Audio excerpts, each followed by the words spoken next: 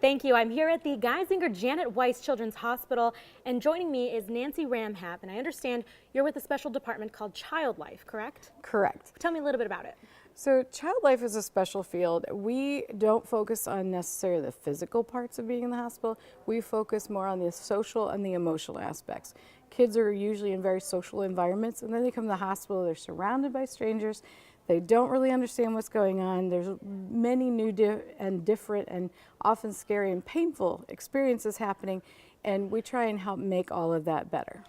And what are some tactics that you've found help children kind of ease them into the hospital environment?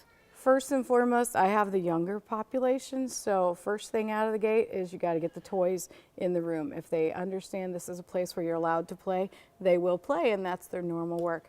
Beyond that, we do a lot with helping them understand tests and procedures. We try and take that information and bring it down to their level, give them the right tools to understand things. So we have medical dolls, we have little doctor's kits, we have all kinds of different tactics that we try and use to help them understand and also express what that is they're feeling and their understanding is. So if I try and explain going to surgery to a child, I'm not going to tell them what the doctor's going to be doing while they're asleep, but I'm going to tell them what they need to know about getting to sleep and waking up again. And then if there will be pain or not, we want to address that too. We want to be fair. So we don't want to just say, oh, it'll be all better. So that's one of my quiz questions with young kids is I actually ask them, do you think it'll be all better? Or do you think you might have to heal a little bit? And then I can check their understanding and be able to see that they really think it's going to be all better, and then we have some work to do, or they get it, that, okay, it's a boo-boo, it's going to have to heal. Why do you think that it's so important for children to feel involved and to feel like they're in the know? Does that help the bigger picture? It does, because one really important feature about helping children while they're young is that we all grow up.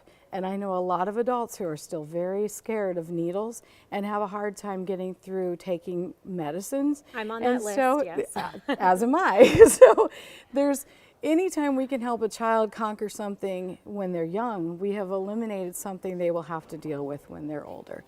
So it's the foundation. It's important to fix it now and really help them through that experience. And overall, I think it's just a sensitive time for children. So why is it so important to make sure you're careful, you know, whether it's toys or how you discuss the procedures?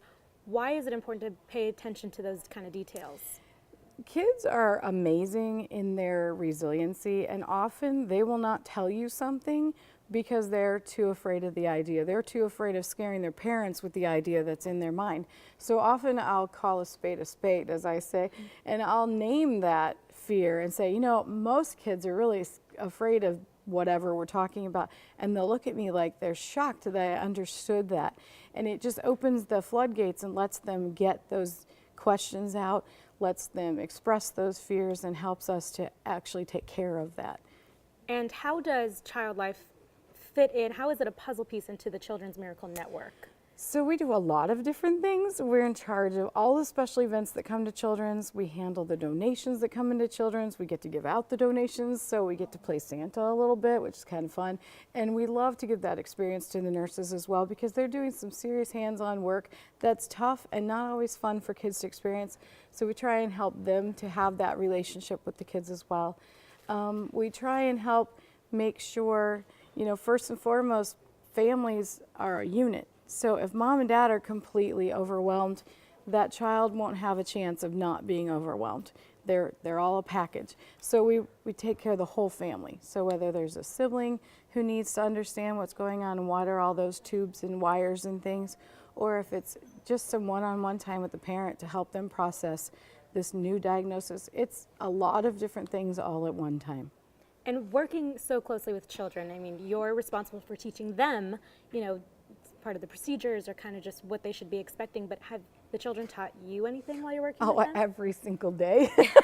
They are amazing, and they teach me what big babies we adults really are, because the kids are brave, they're strong, they trust right when they really probably shouldn't.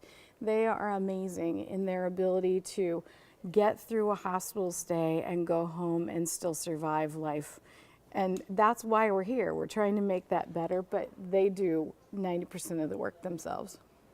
I I guess my final question for you is, what is your favorite part personally working with this department? The play. That'd be my favorite part too. Absolutely. I'll tell you, and I'm always learning for the families too.